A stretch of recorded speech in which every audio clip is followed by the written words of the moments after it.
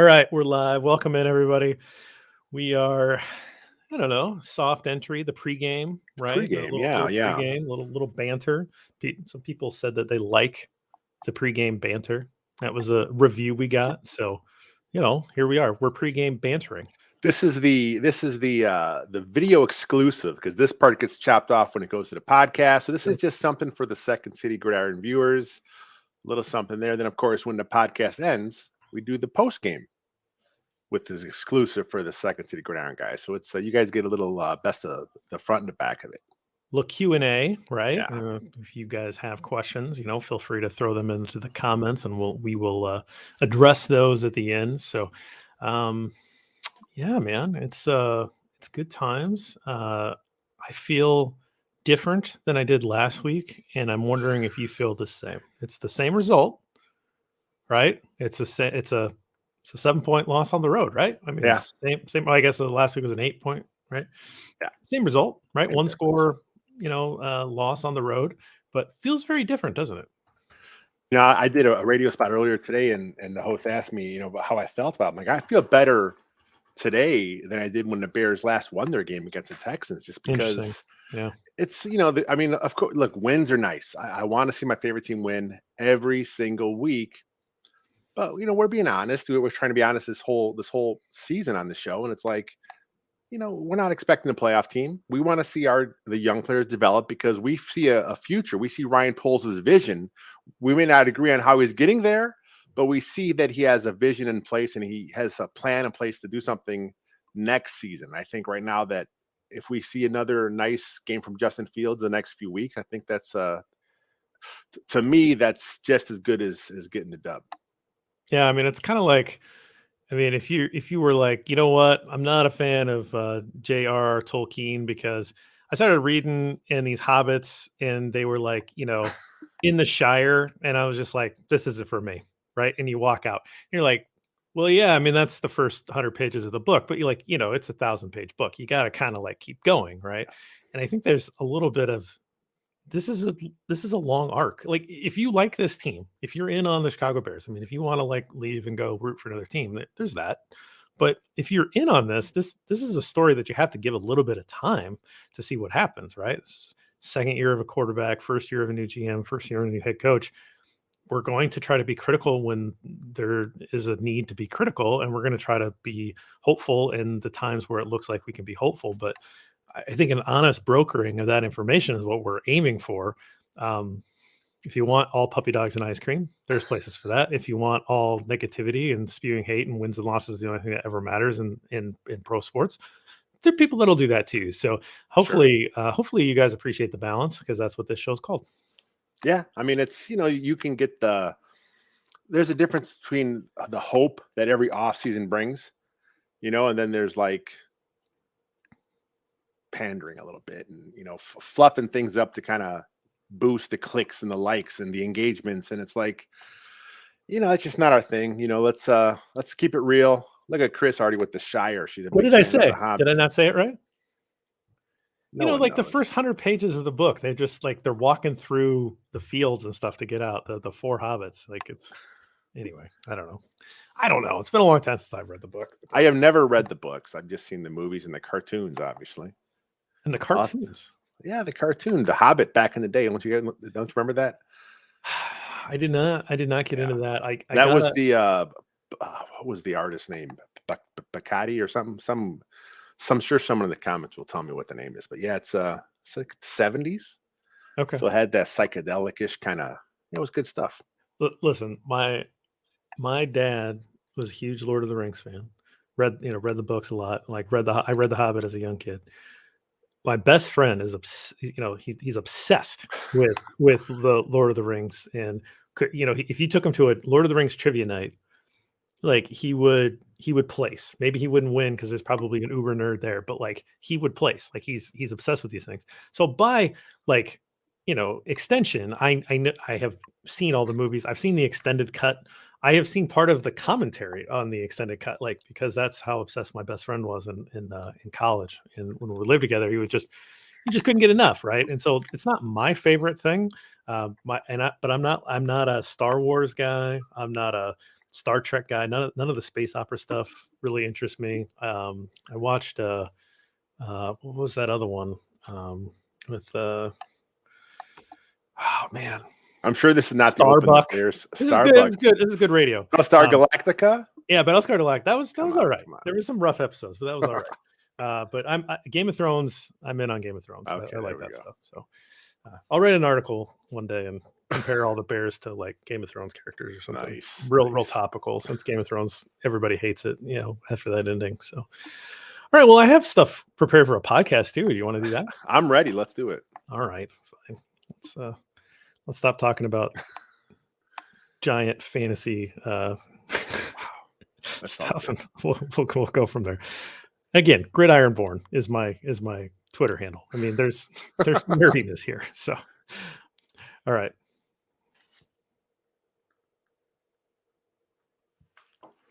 Welcome to Bear and Balanced. I'm Jeff Berckes, a writer for Windy City Gridiron, and I'm joined by the editor of that fine website, Lester A. Wiltfong Jr. Lester, how you feeling after another road loss?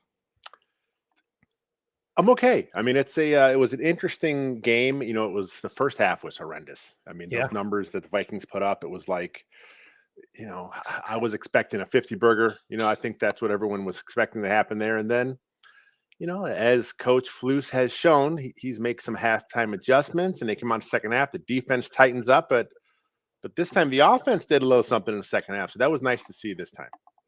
Yeah, it looked like Justin Jefferson was going to set every receiving record ever. I think like Flipper Anderson, maybe he has like some sort of yardage record, right? Yeah, he's gonna top that. Like no one can cover this guy.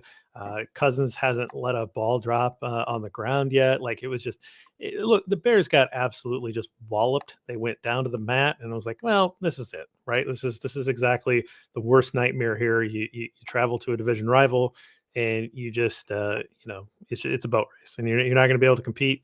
You don't have the horses to compete with a uber superstar like Justin Jefferson, and they're going to run up the score, and it's going to be brutal. And as Bear fans, we all have Vikings fans in our life, and we're going to have to hear about it. Like that's the worst part about losing to division rivals. It's not that you have a hatred for that team. It's that you have to listen to those people in your life that cheer for that team, right? That purple and gold team, that hideous colors that you would not change for any amount of money in the world to cheer for. But you have to listen to them, and you have to see them wear those jerseys when you're out and about, and I don't want to talk to them. I don't want to see them, right?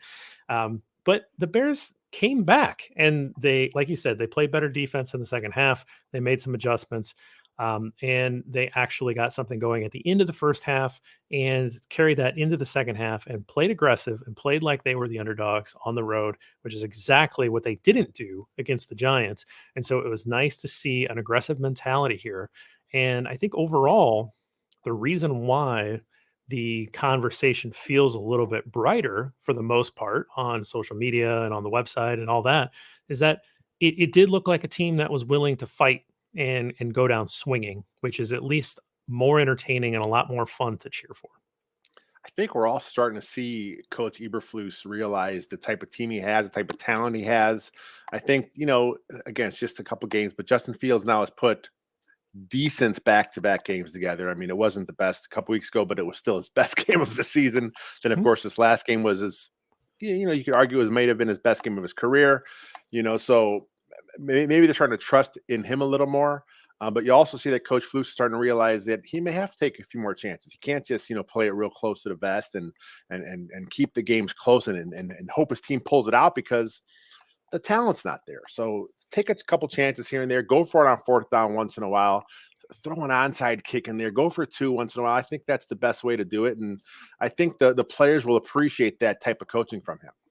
Yeah, I didn't hear this anywhere, but I'm wondering if the Bears score at the end of the first half, they bring it to 21-10, they go into the locker room and they're going to get the ball, and I wonder if there wasn't some conversation amongst the coaches or maybe even to the players like, hey, we're going to get the ball. You go down and score, and I'm going to reward you guys. We're going to do a surprise onside, and we're going to see if we can get this back, and we're going to take the lead, right? That wasn't mentioned, because, particularly since it wasn't recovered. I wonder if that was part of it, but I wonder if that was even the plan in the locker room, like this extra juice, this extra motivation, or if that decision happened, while like while the kickoff team was going onto the field and the special teams goes, hey, I think we can pop one here, because it was a pretty. They obviously saw something on film. That guy had to recover and make a dive for the ball Yeah. on that onside kick. So there was something on film. He was a step late to it. It was a very good onside kick by Cairo Santos. It was really very close, split second away from the Bears being able to recover that. So there was something on film there that they saw. I just don't know when, they decided to pull that trigger, if there was a motivational aspect with it as well. I mean, that sounds like it could have been. I mean, that's something that head coaches do at all levels. Right. They always Right. do stuff like that. And like I said earlier, we have seen this team come out in the second half, and it's they make adjustments. That's one thing we didn't see a lot in previous regimes. It seems like they came out flat. This team, whatever they're doing, and I know they halftime adjustments sometimes are overrated, because how much can you do in 20 minutes? You're in there doing a quick thing. You're going over a couple little things you may have saw, but whatever this staff is doing, it's working, and I think that bodes well for the future. Absolutely. Well, let's get into the categories. So we start off every show with the Portillo's Trench Tribute. Portillo's is sponsoring this segment all year long with $100 gift cards. We sent out another one just over the weekend, and so another happy Bears fan is going to be able to order some beef and cake shakes or whatever your fancy is. So make sure you're getting in your Portillo's Player of the Week. It can be a trench tribute. It can be just who you want to nominate as your player of the week. It doesn't have to be on the trenches. You get brownie points, but no actual brownies, right? No. Like that. That's kind of the thing. Enter where you get your Bears over Bears over beer, sure, and where you get your Bears and Bear and Balance.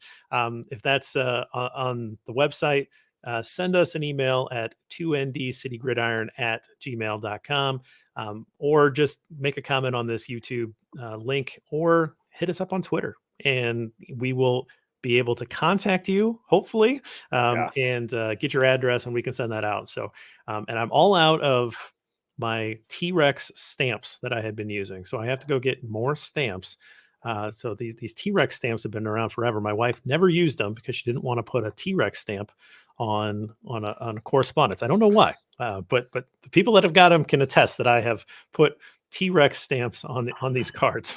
That's whimsical. It's nice, It's So fun, right? I if mean, who I could doesn't ask you, like dinosaurs? since you're in charge of the cards each week, do you feel like Santa Claus when you're going to the mailbox and dropping these off? Because like for me, like the only one I did the big bonus when we did for when we're trying to build a channel. So I sent out the swag box.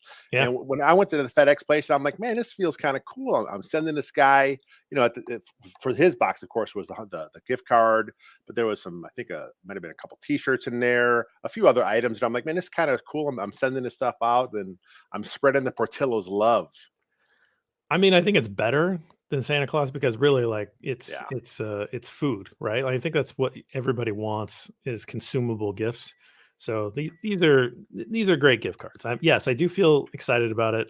All I do is go to the mailbox though, and you know, have the postal Yeah. carrier pick it up. But yeah, you start off this week, since I started off last week. So who would you like to give your trench tribute to? I was kind of like last week, kind of a tough week this week, but I kind of was going through. I was watching all the linemen, watching all the D linemen, and I kept coming back to the rookie Braxton Jones at left tackle.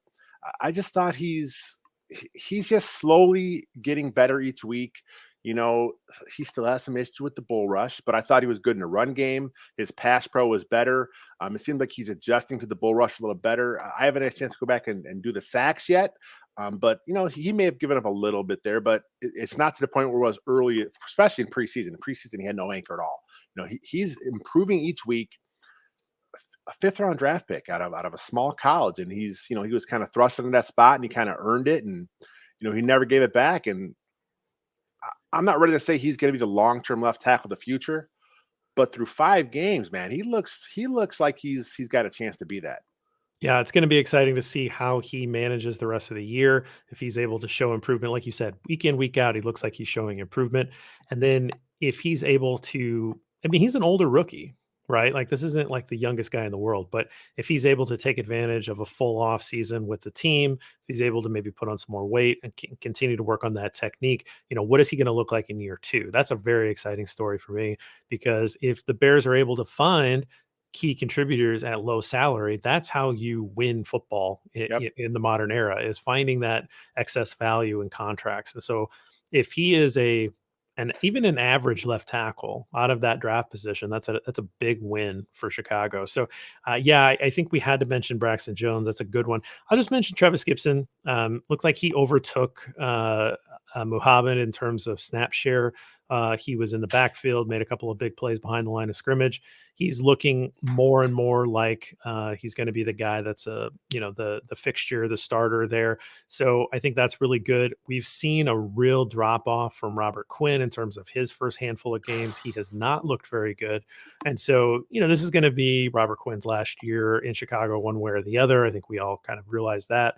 And so having Travis Gibson step up into a role where it looks like he's going to be the number one guy or the number one starter, and maybe with Dominique Robinson, right? Like those guys stepping up, taking more snaps is only a good thing. He made a couple plays that I think deserve to be shouted out here. Yeah, it's I think he looks pretty good. Like you mentioned, the snap share. This was, I think, the first week he had more snaps than Al-Quadin Muhammad. I'm not sure what Muhammad does better than Gibson. I'm sure he's there because he knows the scheme better. He understands possibly maybe he sets the edge better. I haven't really taken it that deep of a look into it, but I want to see more Travis. I want to see more Travis Gibson. I want to see more Dominique Robinson. You mentioned Quinn. I'll touch on him again later.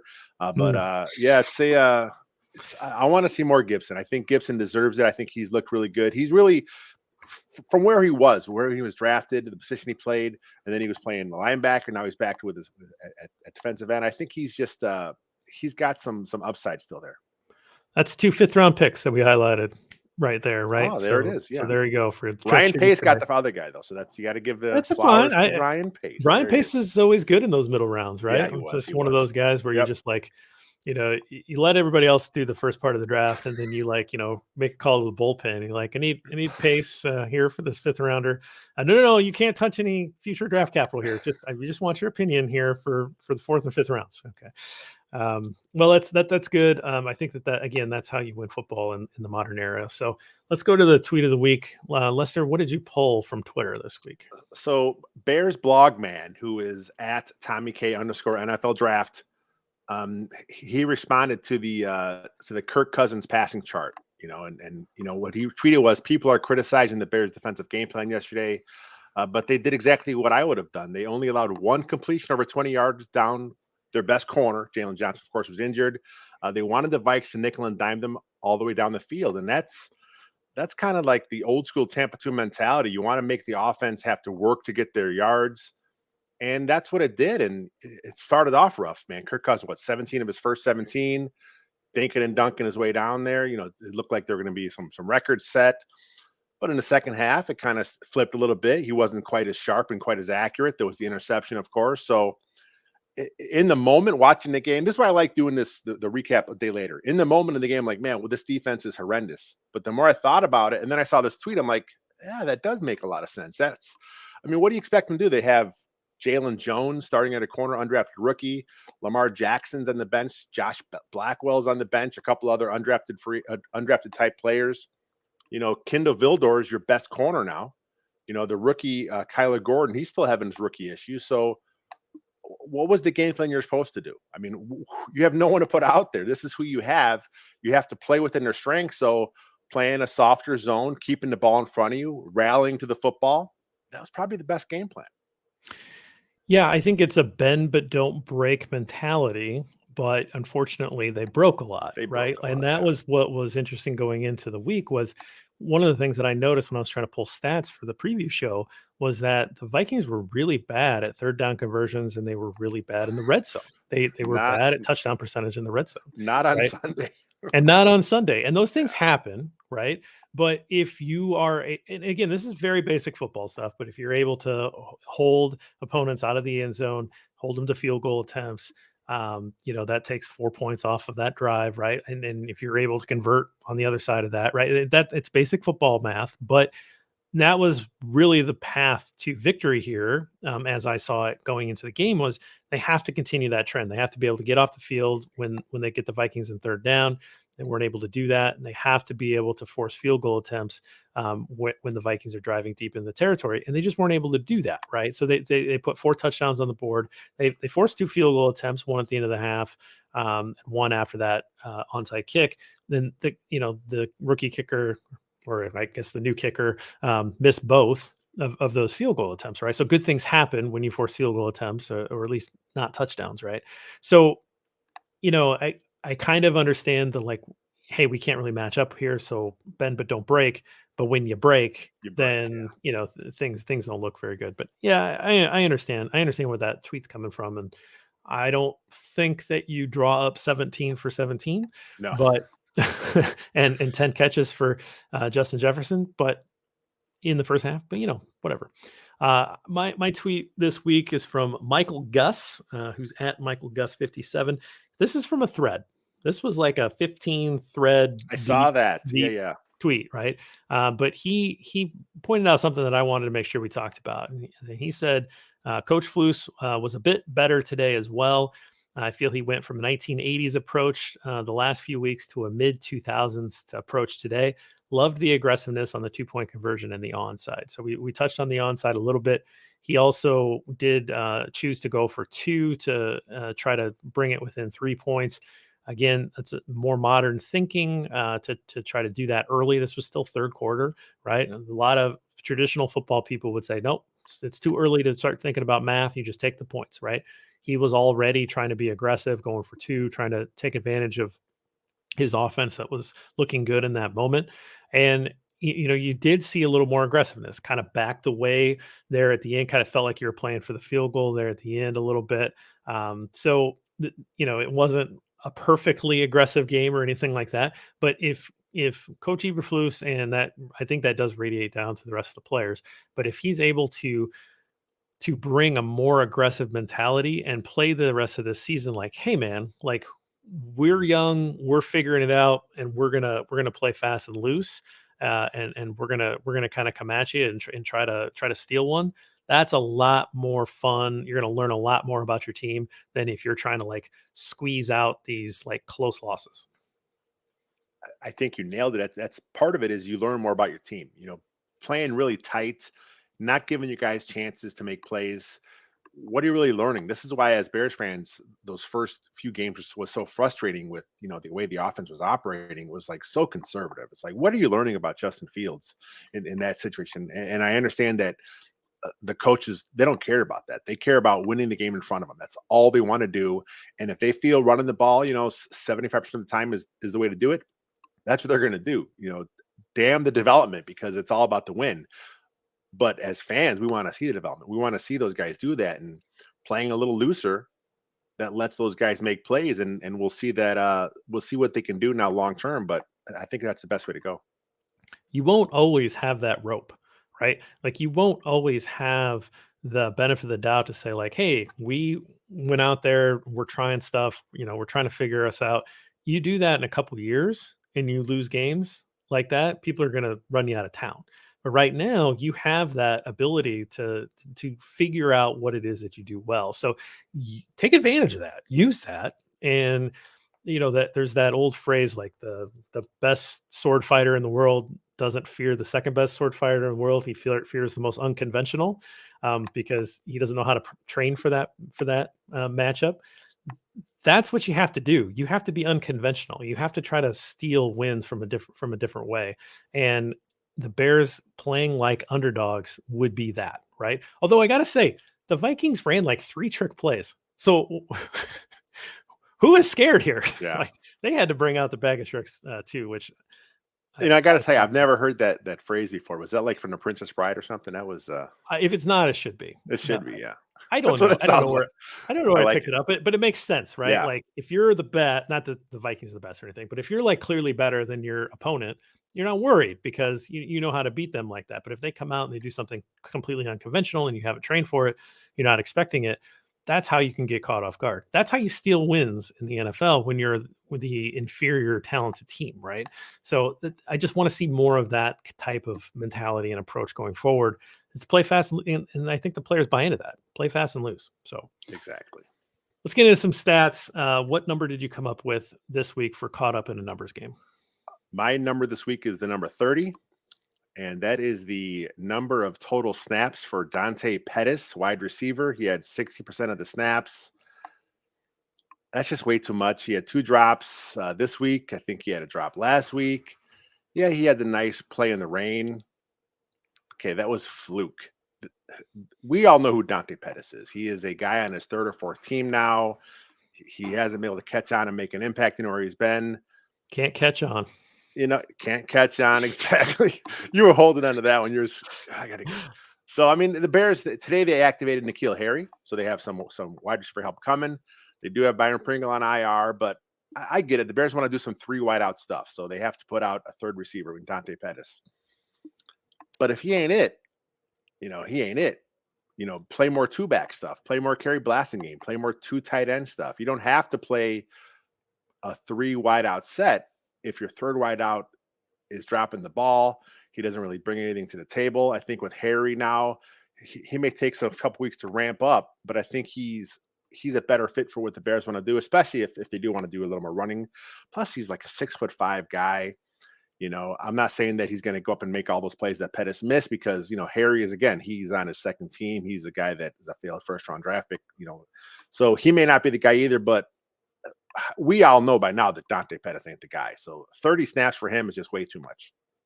Yeah, I think Velus Jones coming back, you're going to start to get him more integrated into the offense. He had 3 snaps, Velus Jones did. He had 3 snaps. That's obviously going to go up. They're going to find, he's going to ramp up his share. N'Keal Harry coming back, obviously he'll be able to ramp up his share. I think Equinemius St. Brown has been pretty solid overall. I mean, he's not anything great, but I think he's held down his role okay. Yep. And then obviously you've got Darnell Mooney, who had that amazing catch, but is still waiting to really have a true breakout game for this season. But yeah,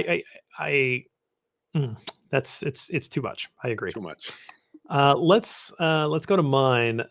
A lot of talk about the 17 straight completions and for Kirk Cousins. That was a team record. So I wanted to go see what the team record was for the Chicago Bears. So what is your guess for the number of consecutive pass completions in a single game in franchise history? Consecutive. I don't think it's 17. Person and number. Give me a guess. Let's go 14 consecutive. Okay. And then for the player, it's got to be someone really obscure, is my guess. They're all obscure. Let's go Kyle Orton. Okay, so you're pretty close. Okay. I'm going to give you like a B+ for this. All right, I'll take it. So 15 is the record. 15 and it was set by one Mr. Shane Matthews against New England in the year 2000. So Shane Matthews dropped on a pod. Gotta love it. Shane Matthews. Wow. That's unexpected. But that was the Bears in that era. Yeah. I didn't know he was in the record book. I thought we'd scrubbed him completely. So anyway, Bears great. Shane Matthews right there. I did notice, I think that Fields completed his last 10. Okay. So I mean, he started to heat up there at the end because I think he was 6 for 11 at one point. And then he finished pretty good. He finished 15 for 21. So maybe not 10 in a row. Maybe that's 9 out of 10. But like he was doing pretty well at the end. He was heating up. So hopefully Fields can take that record from the great Shane Matthews, and that we can revisit that some other time. Hopefully he can take all the records from all the records. Yes, I want all the records. But this one he can do in a single game, right? He could, yeah. That's a good one. He can do that. The career ones are going to take a little while. Yeah. So, all right, let's just segue into the Fields report. So 15 of 21 for 208 yards, 1 touchdown, which air yards on that touchdown were not particularly high, but hey, it counts. No interceptions, 8 carries for 47 yards, did take 2 sacks. But otherwise, like overall, definitely his best game this year. 255 yards combined there with the passing and the running. I mean, it's progress, right? Progress, yeah. I mean, that's all you can hope for. It's, in the first half, he had 3 completions. There was only 3 guys that caught balls, and it's like we said, this game was going to be a 50 burger. It looked like it was going to be out of control. And then the defense tightened up. Justin Fields came in, and his second half numbers, I think it was like 13 of 15 in the second half overall, something like that. It was just a nice game, and I didn't realize until I was up late last night doing my stats and snap counts article that was Justin Fields. I think he had like now passer rating is what it is. It's not the greatest stat, but it's a number we all know what it is. This was his first ever career game with a passer rating in triple digits. So, you know, like I said, arguably this could be his best game. And then of course you had that, that run, fantastic run. So there was some nice moments here. I mean, if the Bears would have pulled this out, this would have been the Justin Fields game because he was really heating up and he had the great moment. Justin Fields breakout game. Yeah. Because it's not even close to 300 yards passing. Like, let's not call it the Justin But Fields as far game. as Bears fans, that's the one. Yeah. I think we call it a breakout game. I can't say it's the Justin Fields game. It's maybe the arrival game. But again, the original, which we replace. Well, hopefully replace repeatedly throughout. Repeatedly. Yeah, I had a few notes underneath here. First drive, he misses Mooney for a touchdown. To me, that Mooney, I think I guess they talked about not reading the leverage the same way. That ball is clearly designed for him to break a couple steps earlier and to basically be designed right at the pylon. I don't know how that's not on Mooney. But like I'm not a expert on quarterback, wide receiver routes or anything. That looks like Fields certainly saw something where Mooney was going to, if Mooney does turn around those 2 steps earlier, that ball's on him. He catches it in stride. It's a touchdown, right? So that's unfortunate, especially for 2 guys that have spent so much time together and telling us that they, spend all this time extra practicing and that they have a mind meld. They do not have a mind meld yet, right? So that's one thing. He missed him again a little later. It was a nice pass breakup by Dirty Harry.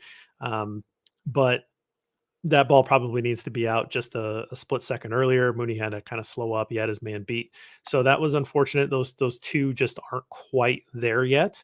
Really good pocket presence though. Yeah. Like, I mean, he does really have that extra sense there where he knows when somebody's coming, he's able to bail out. He's able to kind of spin out. Scrambles are pretty amazing. That run that you mentioned with the unfortunate call. Okay, I mean, maybe we should just deal with that here.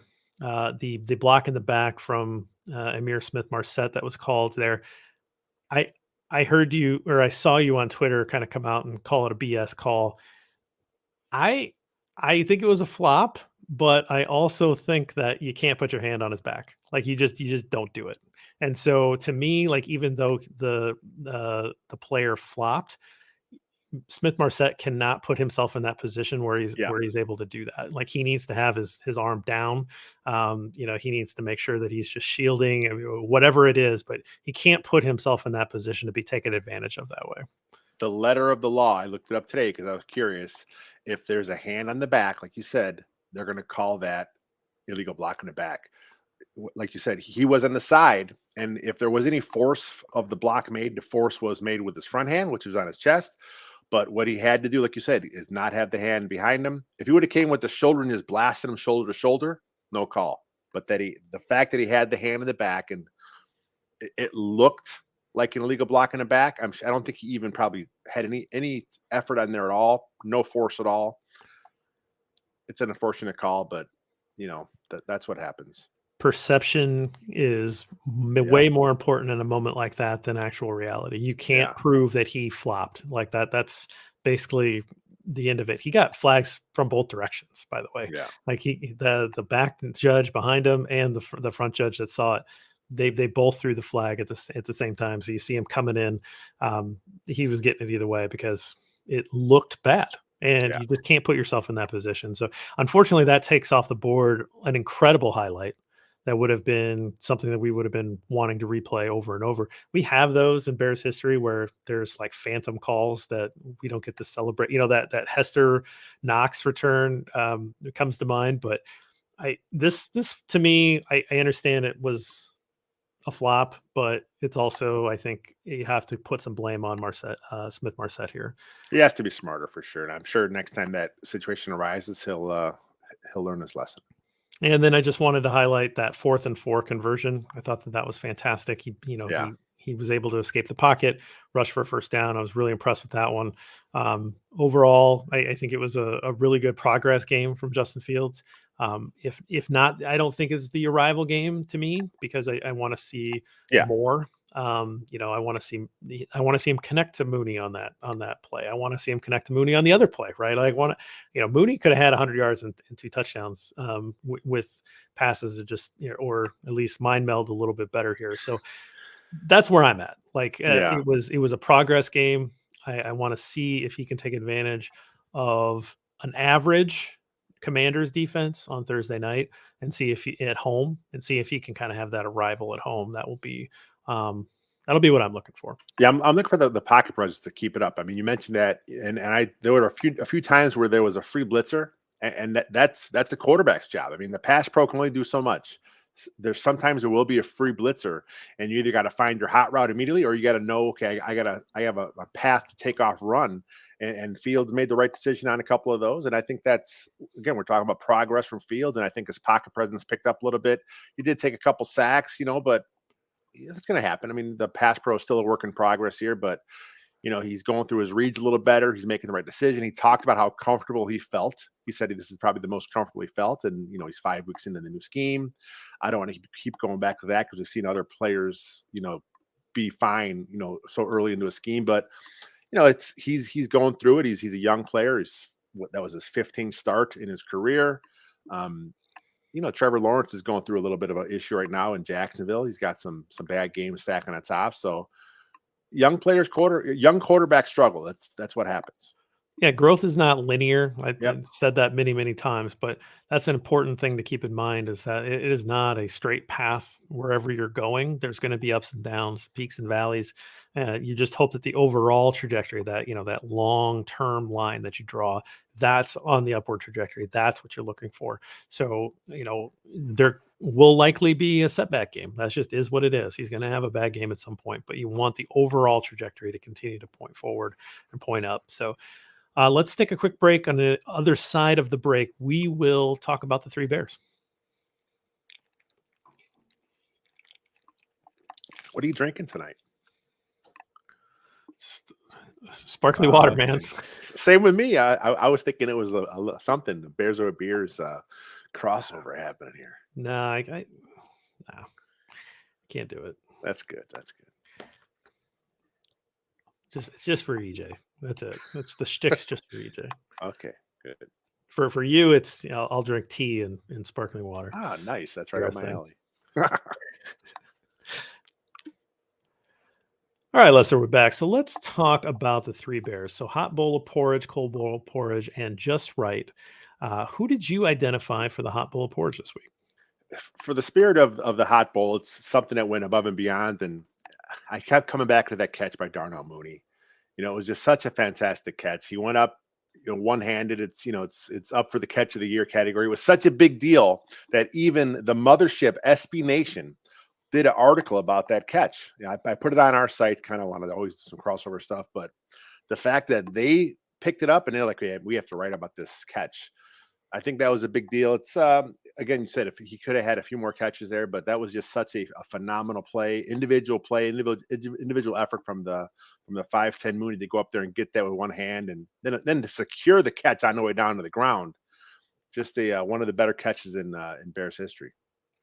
Yeah, and actually, for those of you that are viewing on YouTube, I decided to bring a display tonight. I brought one of the posters that Whiskey Ranger did for my championship belt series that featured Harlan Hill, who the great Harlan Hill had one of the best starts to any wide receiver career before he hurt his Achilles. And, in the 1950s, obviously didn't really know how to repair that. He did not come back particularly strong.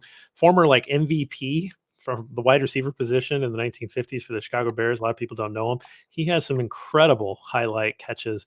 Our friend Jack Silverstein tweeted out a video of one of those famous catches where he's extending out, it kind of bobbles, and he's able to corral it. And it was brought up because of that Mooney catch.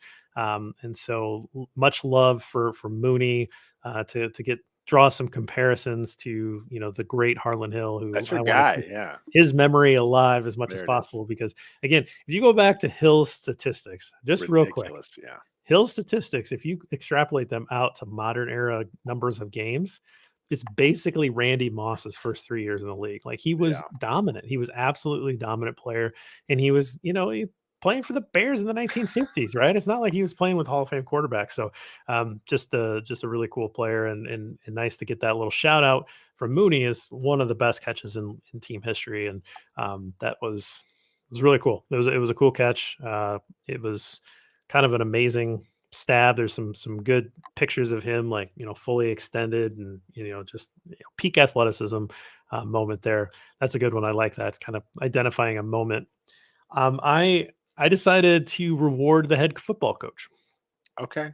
Matty Eberflus, I think, deserves a little credit for being aggressive and kind of changing his philosophy here. I want to see more of it. I want to see even more of it than he showed in this game moving forward. I already talked a little bit about it, but if this is who Coach Eberflus can be in terms of changing his mentality and changing his approach, then that bodes well for him, because if he wasn't willing to do that and was going to just kind of stay the milk toast coach that he had been in the first few weeks, I think it would have been a pretty short tenure, right? So now, at least if he's willing to adapt his approach and come out swinging a little bit, I think that bodes well for him, and I think he needs to get some props here.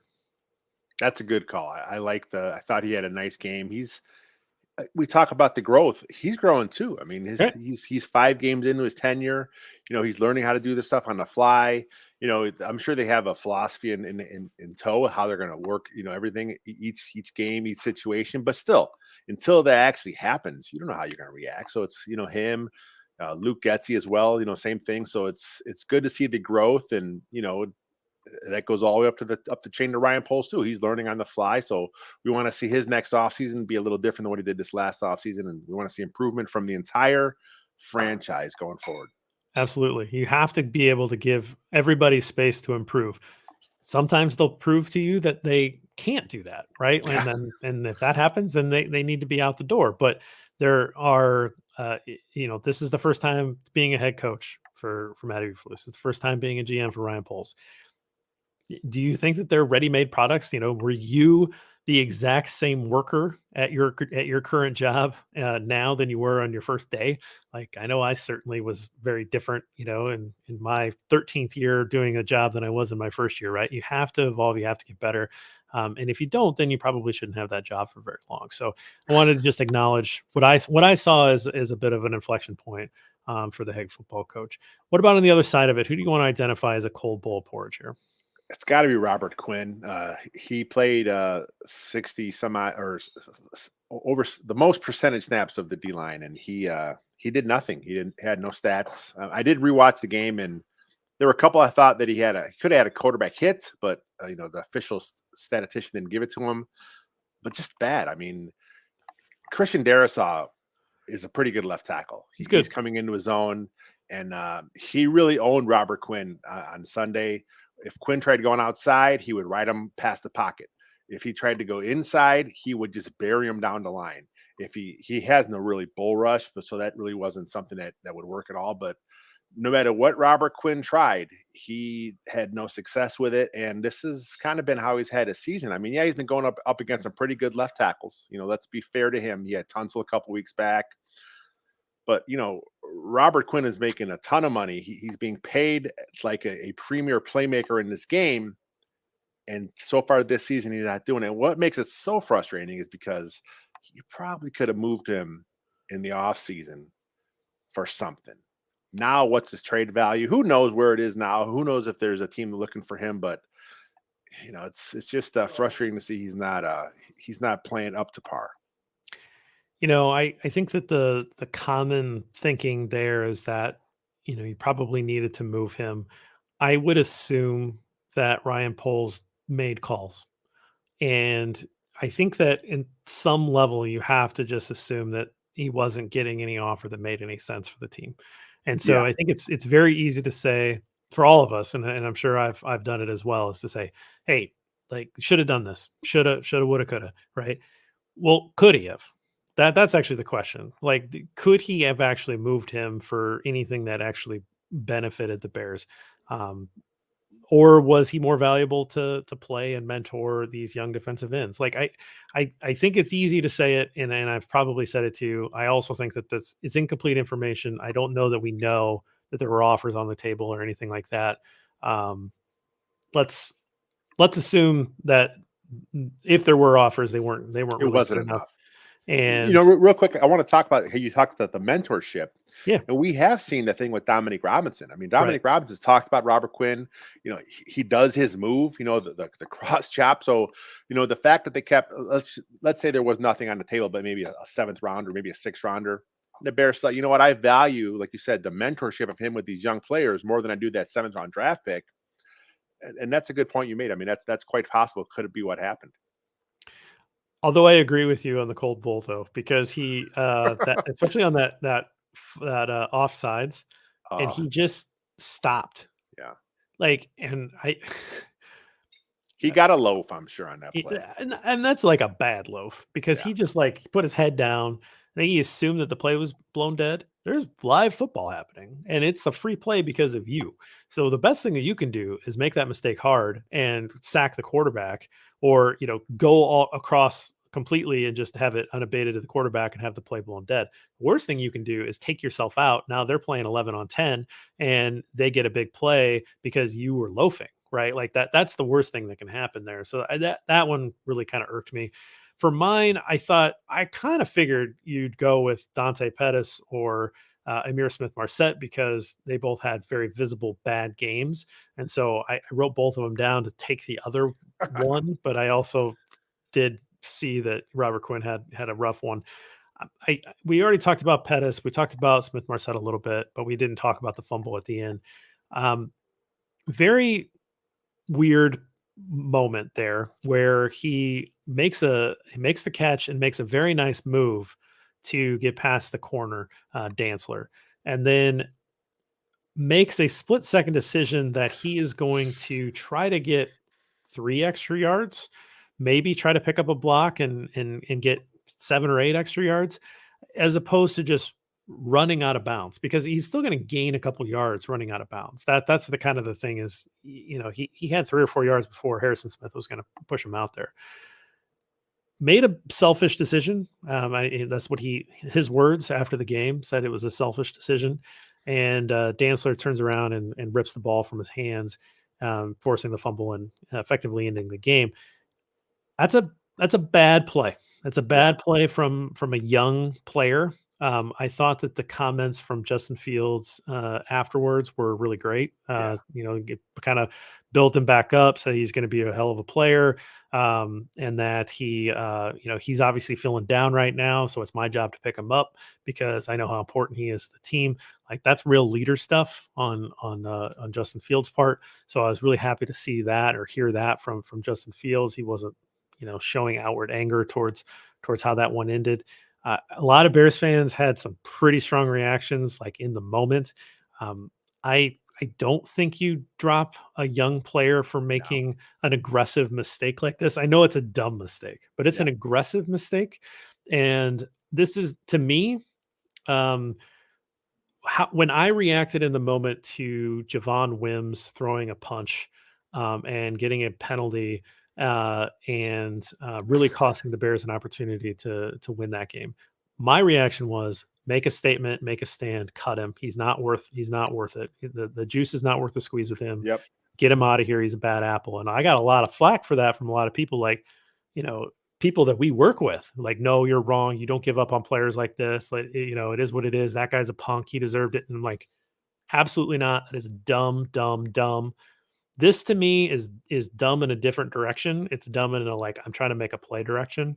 And I think that Amir Smith Marset could be part of this future. He could be someone who can develop into a contributor.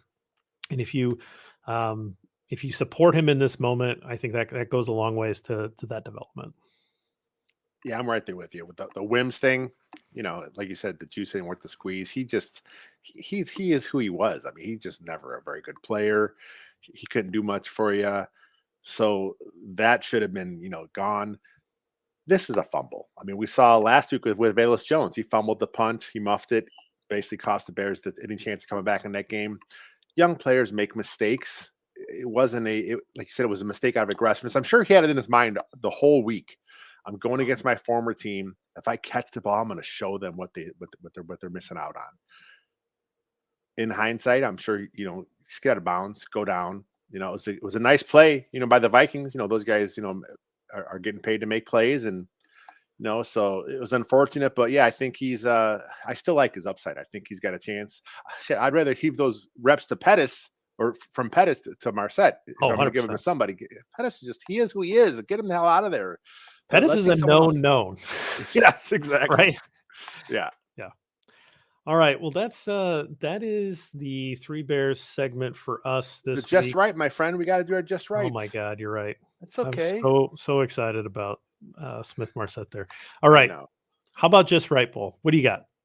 My just right. I'm gonna finish where I started. I'm going back to the trenches, and I'm gonna go with Tevin Jenkins.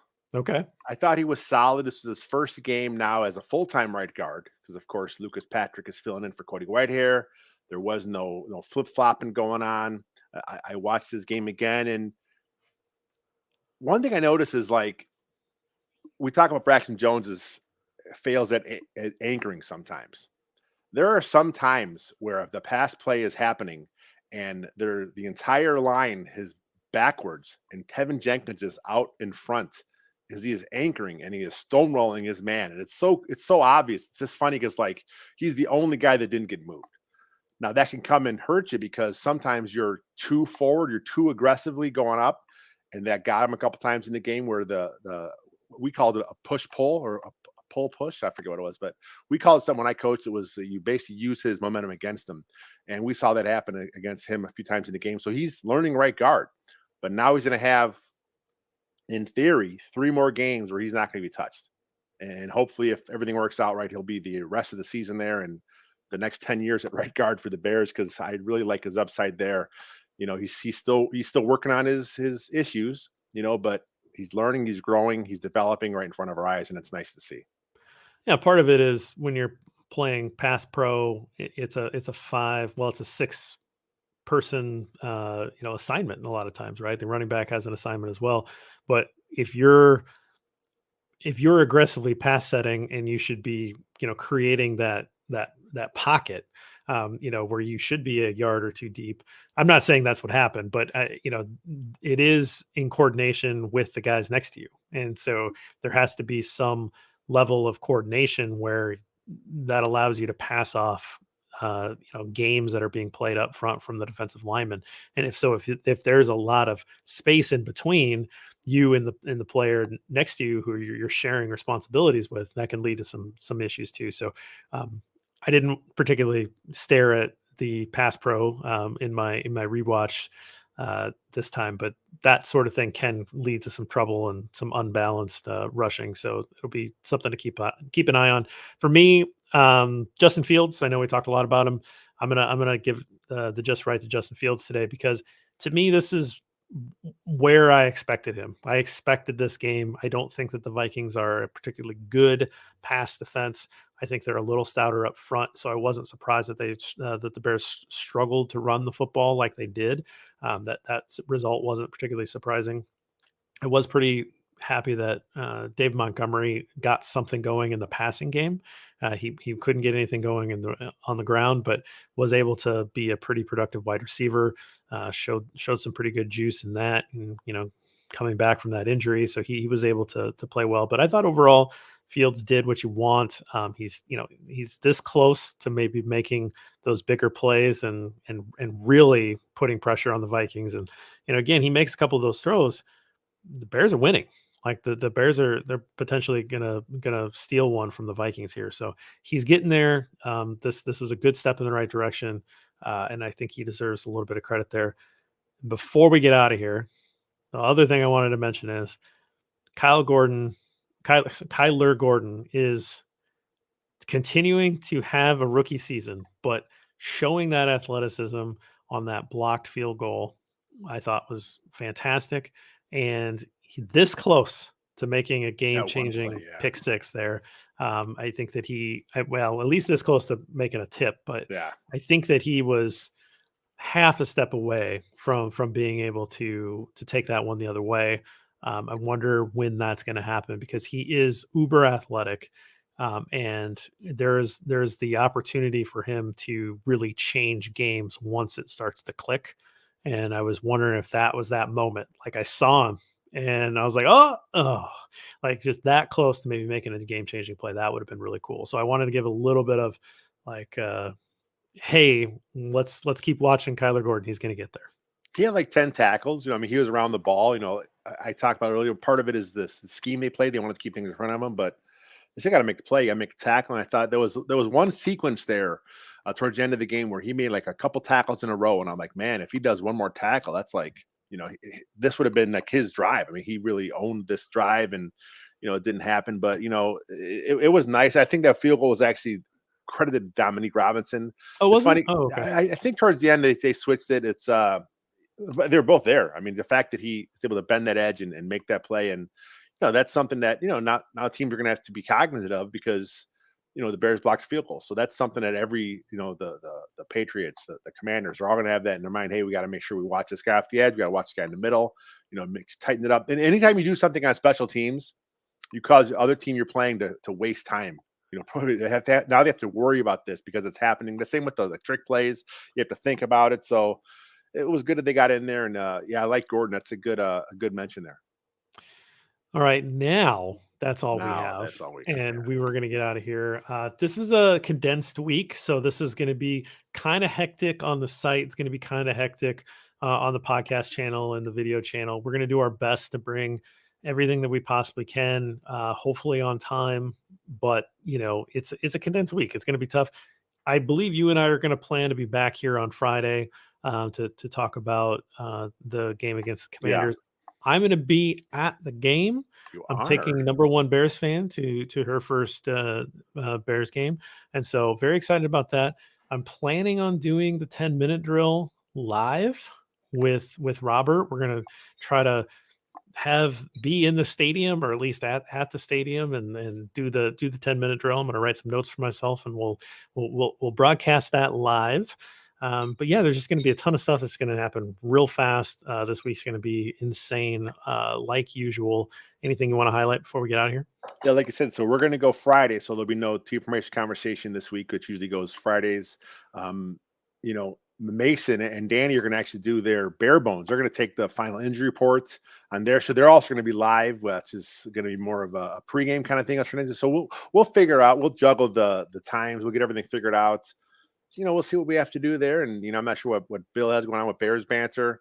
I know we talked to Taylor earlier for making a monster. She has something planned, but again, a condensed week, man, it kind of tightens it up. But then next week's nice. We have extra time to get all our stuff in. Absolutely. It's all going to be a lot of fun because the Bears are going to beat the Commanders, because I'm going to be there. So nice. I have to believe that. All right. Well, we'll get out of here. Thanks for joining us. We'll stick around for the YouTube guys for some Q&A. But until next time, bear down. So this is your mom's first ever game? Yeah, first. That's going to be Soldier awesome. Field for the family night. But this is the first Bears game. It's a winnable game. I was a little surprised when the odds came out and the Bears are getting a point. But it's they're trying to make money, so that made the most sense. I'm sure they got a ton because then the line changed the pick, then the line went the other way right away. So it's going to fluctuate a bit up till Thursday. These are two, not very good teams, but I think the Bears can win this one. Come on, Commanders, Carson Wentz, give me a break. But they could certainly win it. I'm surprised that it started at Bears +1. I'm surprised. I would have thought it would have been Bears -3 off the gate, which is basically saying these are even teams, and you give the home team.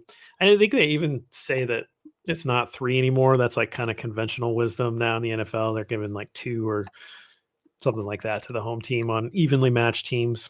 But 3 points has always been the line, because it's so many games end by a field goal. So I guess I would have expected -3, but what are you going to do? It's a game they should win. It should be fun. But it's as long as Fields has another good game, Tevin Jenkins plays a nice game, Dominique Robinson, Travis Gibson, let's see the young players make their move. And if they end up, dropping another close one. This week was funny because it's a loss, but it's like I'm not frustrated with this loss because some players flashed. Well, A lot of people call it a tank win, which is not my favorite thing. Yeah. Um, I I think it's important to win football games in the NFL, Yep. even if you're bad, because look at the Lions. Where is Dom, by the way? Where is that Detroit guy that would come in Oh, here that's right. and would Detroit say versus everybody. Detroit Every versus show everybody he every would. week? He would come in and tell us that, and I was like, "Hey, man, all right, good for you. Like, you go for it." And I haven't seen him, and I don't know. Do you think that there's a reason why he stopped coming the last couple weeks? It's possible. I mean, it's they had a lot of hype in the off season. They had the Hard Knocks buzz going. Dan Campbell's a character, and what are they 1-4? Yeah, That did they play defense in Detroit? I'm not even sure if they worst played defense in defense. the league Oh, they're so by a bad. mile. I mean, it's so bad. It's just so bad there. Someone's So gonna get fired at the end of the season. They don't get things going there. I cannot believe that they went into Foxborough. Like I didn't understand why they were underdogs because I thought, well, the Patriots aren't very good. This offense has been working really well. Like I kind of thought, oh man, this is easy. I'll take 3.5 points with Detroit. That's great. They're playing against a rookie quarterback, Zappy, rookie yeah. Bailey Zappi, like some backup quarterback, that no one had ever heard of until this week, and they got smoked. They got shut out, 29-0. Like it doesn't even make sense to me. I saw someone said that Bill Belichick's playing chess while Dan Campbell is smashing the hungry hippos uh, Yeah, paddles. I that mean makes sense. that's that's a that's a funny meathead joke. Speaking of your picks, I actually, if you guys don't know, make sure you guys check out, JB, Ross Reed, Eric Smith every Sunday morning at 10. I actually followed some of your points bets picks there, and I made a little bit of money off some picks this week. So it's nice to get those last minute things. And it's funny because I live in Wisconsin and I can't do DraftKings. I don't know why, but for some reason I can do the points pick. What is it? Prize What's picks? prize picks? It lets me do prize picks for some reason. I don't know if it's not the same kind of gambling, It isn't but the same kind of gambling. okay. Yeah, because it's like a fantasy prop bet type thing. Oh, okay. Because So yeah, it lets me. So I was surprised. Because like I said, I watch your show every morning. It's a nice way to get prepped for the NFL week or the NFL games ahead. And I'm like, let me see if I can make something here. Because otherwise I have to drive up, 15 minutes up to the border just to make my bets there. But that was which nice. one did you pick? Which one did you? Which It, bets it, did it you was pick? a triple over under one. It was the Fields one was one I did. Who else was it? It was I can't remember now, but I know Fields was the one because I'm like, yeah, Yeah, that it's one I always felt fun to pretty put a good little about. something on the Bears. It's always a little funner that I like to try to mix it up. I still have a live one, so I don't know if I'm going to win anything this week on that segment. Our pick segment, like you said, you can't bet in Wisconsin, but our pick segment between the two of us we're up. I think I'm like at even right now. My personal book is a little ahead because my amounts, are probably a little different than what I said in the show. Because when I finally put them in, I'll change. Ross will influence me a little bit too, right?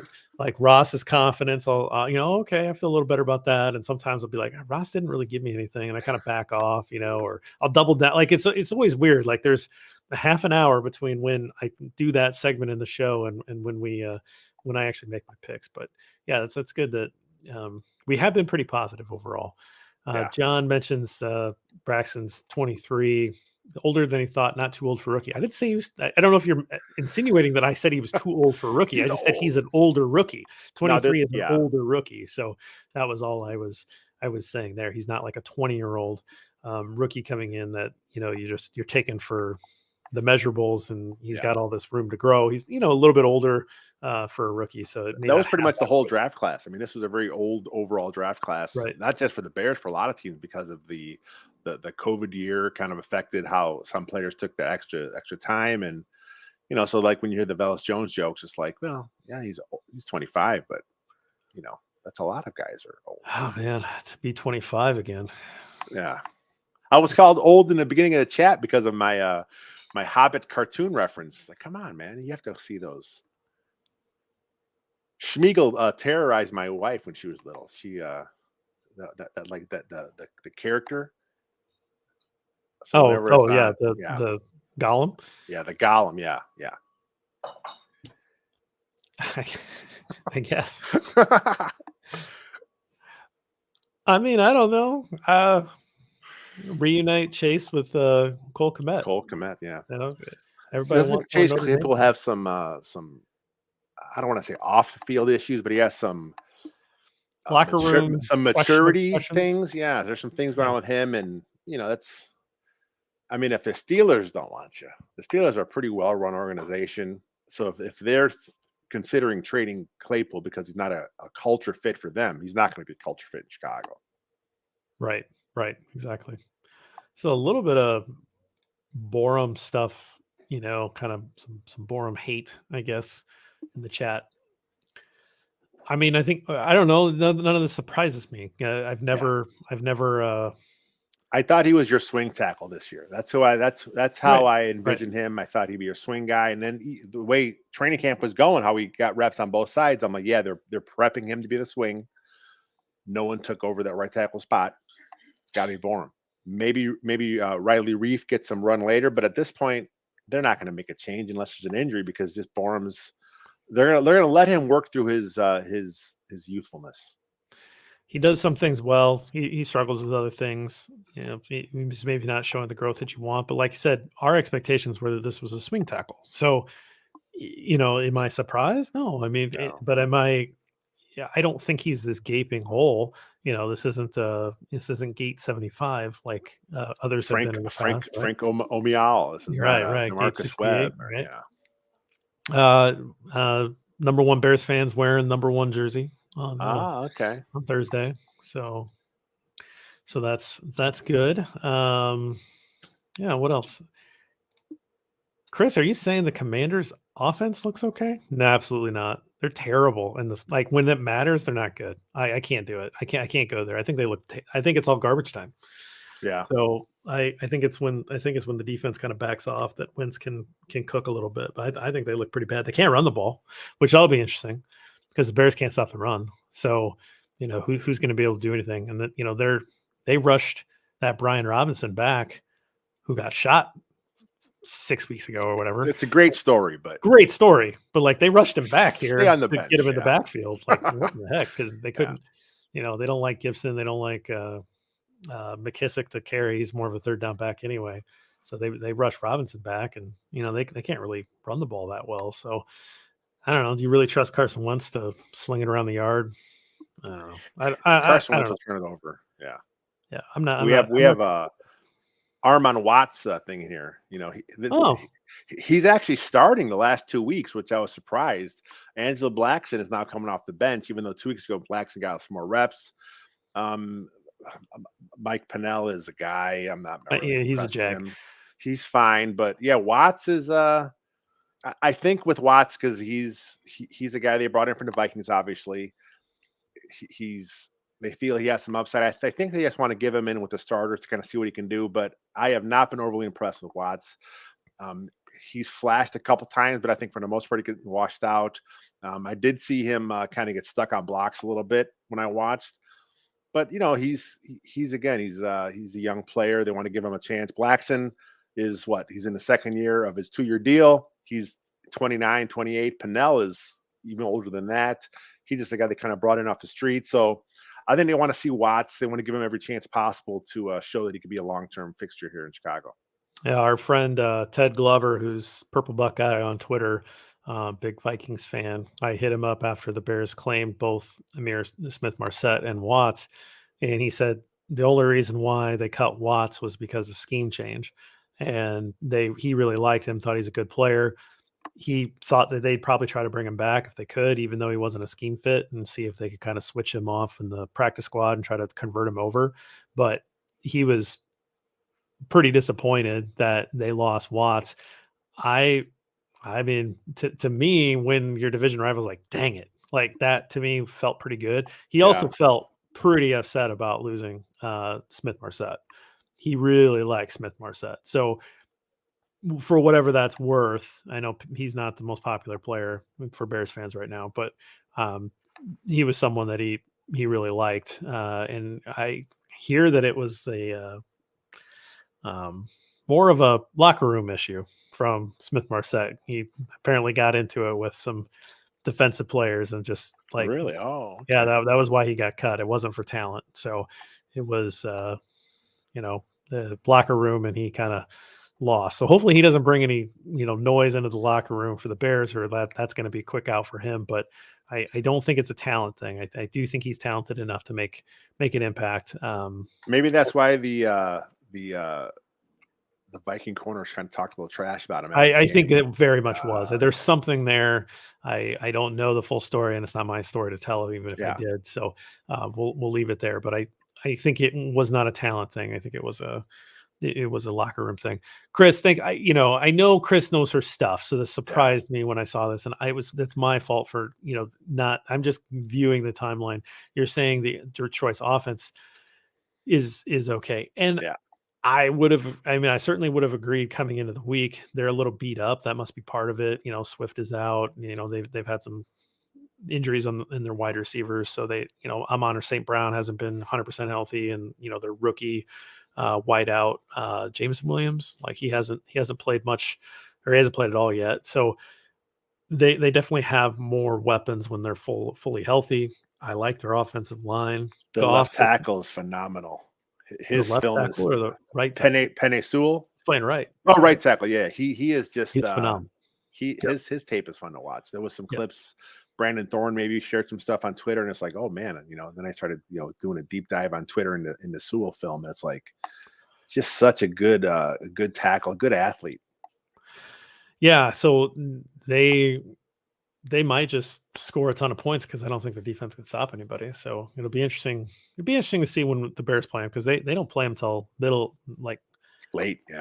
third quarter of the year, and then they play them at the end. So kind of a weird setup schedule there, because I'm used to like starting off with Detroit early, like Right. having a September game against Detroit. So it was really weird that those games were pushed. But what are you gonna do? That's a dub. Let's call it now. I'd love it. That'd be great, I would yeah. love it if the Bears could sweep Detroit, just because of all of the like Detroit trash talking from Lions fans. Well, they had their 3 or 4 year stretch there, and it was like they really were like holding on to that. Yeah, if 10-0 against, come on. But I think it was 5 straight sweeps. Yeah. But what's amazing is that decade the Bears swept them the other 5 years. Yeah. And so for that decade, we actually split the decade. Yeah. I went back and did all the math of Yeah. the decades. It's this is the reason why Bears fans don't care about the Lions, is because it's never mattered. They had one little moment, there was actually someone, I'm not sure who did it, but they did a meme where they put the flag up in the stadium, we beat the Bears for a few years in a row. Oh, yeah. That was their big proud moment. It was like, hang the okay. banner. Yeah, come on. Yeah. Pretty much. That's how their fans act. But when I meet a Detroit fan, it's like, whoa, cool. I didn't know these existed in real life. These are awesome. Well, I've done a few of the shows from like some of the guys at our SB Nation site, and I'm actually, when it comes to baseball, I'm a Tigers fan, so like we have that in common. But it's like I just can't get down with the trash talking about the Lions. I'm like, maybe don't sit this one out, guys. Your team is no playoffs since the 50s, or I'm not even sure when it was. The Bucks have a NFC Central or North championship. It's like, come on, Central. What are we doing here? Come on. Yeah, the last time they were really relevant, besides just having like a cool player that everybody liked, like Calvin Johnson or Barry Sanders, was with Bobby Lane in the 1950s, right? That was the last time they were relevant. So Super Bowl era, they've never been relevant. Never. So I don't know. I mean, the Bears have not had a lot of success in the Super Bowl era, but they still have one, and they've been to another one. Like they still have this, at least this level of accomplishment. Yeah, they don't have the banners everybody else does in the Super Bowl era, or not everybody else, but a lot of other teams. But they have something. Yeah. So and then they've got the great history before it. So I don't know, whatever. Poor Lions fans. I mean, at least give them that they are once again sad in October. We haven't even gotten to Thanksgiving, certainly haven't gotten to Thanksgiving, which is when they usually just display it for everybody nationally. We haven't even gotten to Halloween yet. These Poor At guy. least they have Dan Campbell and his Yeah, double there's espresso shot of whatever he's caffeine drinking. regimen, Yeah, you so know. they had Hard Knocks. I mean, that was their Super Bowl. Hard Knocks was their Super Bowl. I'm gonna I'm gonna pull that on headliner. I'm gonna get you trending on Oh, don't do that because then my Detroit Twitter. then my mentions will be full of Oh those, man, and I'll it's have gonna to be mute a wonderful. lot of people. So yeah, no. All right. Well, we'll get out of here. Thanks everybody for joining us. Appreciate it. It's going to be a fun week. It's going to be a busy week, but yeah, a lot of stuff thrown at you. And I think the Bears are heading in the right direction. And So get hopefully those you feel the same. Portillo's trench tributes Yeah. in. Yeah. Right now, your We're chances are giving money very good, away. We're giving by the way. money away. Every week $100. Just tell us who your Just trench make a tribute comment. is, and then you will be in the draw. That's all you Yep. have to do. Let us Yep. know. Absolutely. All right. Thanks, guys.